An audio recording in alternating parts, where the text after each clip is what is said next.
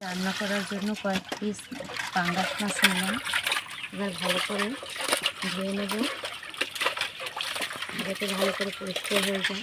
পাঙ্গাস মাছে অনেক সময় লোক থাকে, যাতে ভালো করে ধুয়ে নিতে হবে। দেখুন আমি মাছগুলো ভালো করে ধুয়ে নিচ্ছি। একটু বেশি করে বারবার একটু ধুতে হবে। মাছ বেশি না দিলে ভালো হয় না।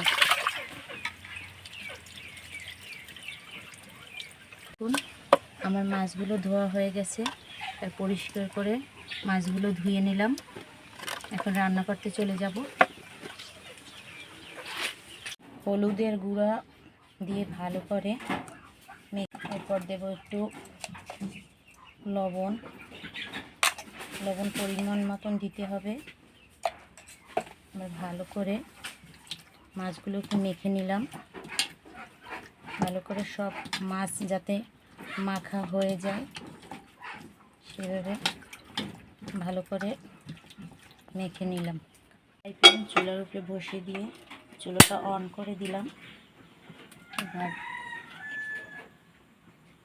তেল দিয়ে দিলাম।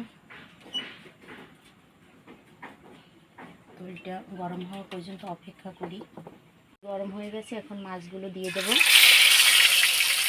আস্তে আস্তে করে মাছগুলো আমরা দিয়ে দিচ্ছি কড়াইতে। যে দেখুন সুন্দরভাবে দিচ্ছি।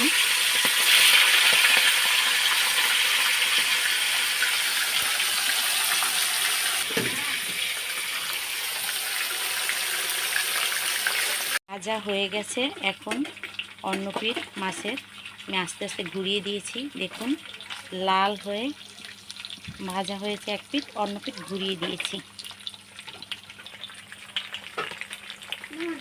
মাছগুলো ভেজে নামিয়ে রাখলাম। এবার রান্না করব।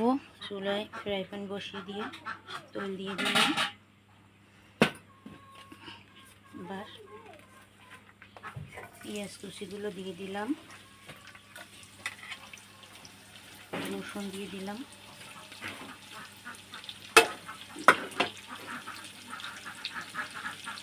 হলুদের গুঁড়া দিলাম 2 টেবিল চামচ, মরিচের গুঁড়ো দিলাম 2 টেবিল চামচ। এবার পরিমাণ মতো লবণ দিলাম। মশলাগুলো আস্তে আস্তে ভেজে কষিয়ে নেব। মশলাগুলো ভালো করে ভাজা হয়ে গেলে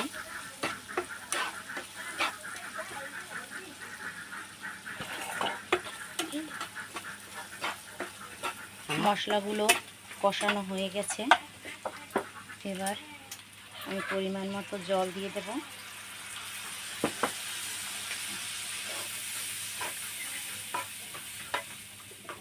এবার পানিগুলো ফুটে উঠলে তারপর মাছগুলো আস্তে আস্তে দিয়ে দেব।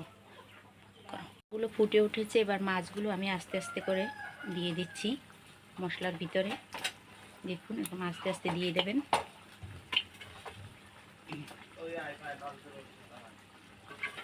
দিয়ে দিলাম মাছগুলো।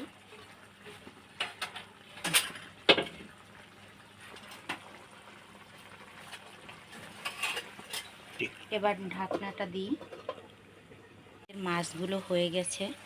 এখন জিরার গুঁড়ি দিয়ে দিলাম উপর থেকে সুন্দর করে। এখন চুলা বন্ধ করে মাছগুলো নামিয়ে নেব।